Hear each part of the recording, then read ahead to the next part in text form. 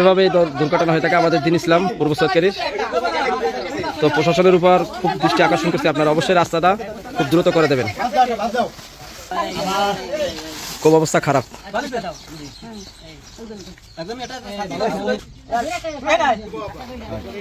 বাড়িতে একটা খাতা লইছে বেটা, খাতা ইয়ার বালিশ লইছে গাড়িটা ইয়ার এভাবেই আমাদের দুর্ঘটনা নিত্য নতুন হয়ে থাকে। দোয়া রইল দিন ইসলামের জন্য, আল্লাহ জানি খুব দ্রুত সুস্থতা করে দেয়। 3 নং সৈয়দকাটি ইউনিয়ন পূর্ব সৈয়দকাটি গ্রামের বানারীপাড়া বরিশাল। এই যে রাস্তাটা গত বছর আমাদের ত্রাণ বিষয়ক সম্পাদক বিএনপির বানারীপাড়া থানা খোকনবাড়ির অধীনে অনুদানে এই কাজটা হচ্ছে 1 লাখ টাকার উপর খরচ করে। নিত্য নতুন এইভাবে দুর্ঘটনা হয়ে থাকে, আপনাদেরকে বিস্তারিত জানাইতেছি। অতএব খুব দ্রুত আপনারা এই রাস্তাটা খুব দ্রুত কাজ করেন, এটা আমরা চাই। এভাবে আর কত দুর্ঘটনা হলে এই রাস্তাটা হবে।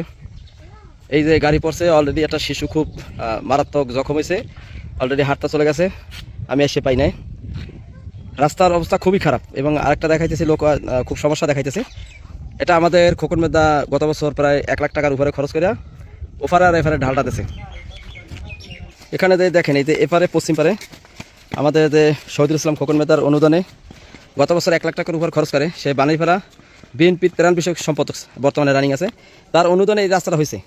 এখন তো এমন অবস্থা হয়েছে যে এই বৃষ্টিতে কিন্তু এগুলা থাকবে না এবং অলরেডি রাস্তা প্রায় ধ্বংসের প্রান্তে। এবং এই ঢালাই যে কবে হবে এর আগেও ভিডিও দেওয়া হয়েছে, কিন্তু সরকারিভাবে আসলে কোনো নীতিমালা নাই, যার কারণে বছরের পর বছর এইভাবেই থেকে গেল।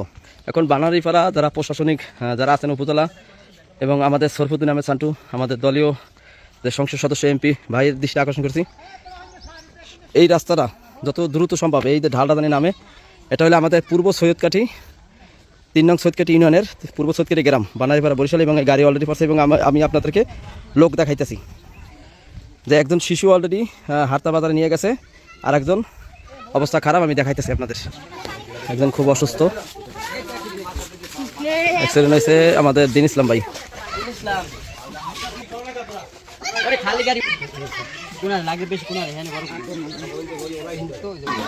একটা গাড়ি নামতেছে, খুব রিস্ক নিয়ে।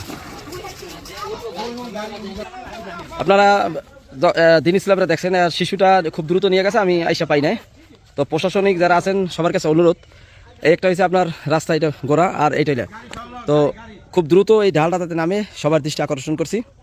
কারণ এভাবে কিন্তু নিত্য হয় এবং আমরা দেখা গেছে সবসময় বাড়ি থাকি না, সপ্তাহে একটা হলেও দুর্ঘটনা হয়ে থাকে। তথাপি এই দুর্ঘটনা থেকে বাঁচার জন্য আমরা এই ঢালটা খুব দ্রুত চাই।